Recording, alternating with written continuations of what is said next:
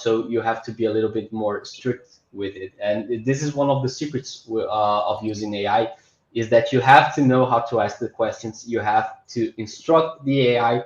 I need you to be exactly this. I need you to answer exactly like this. So you can restrict it a little bit more and get more predictable results, more useful results, right? So for the role of the user, I'm going to create the message, right? So the message is today is, and I'm sending the date of the request, right? Because for time off, this is going to be useful. So please tell me if this request should be approved based on the company's relevant policy.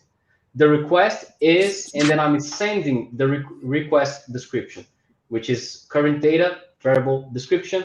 This is in our documents, but we also have a video for this. So current data holds the record information. So this row here, when I created, this is current data, right? And I'm sending current data description, so I'm sending this information.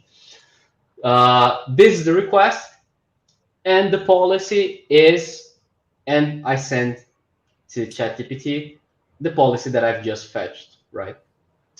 Always deny if unsure, because sometimes instead of giving an exact answer, it would give like, there's not enough relevant information to analyze this.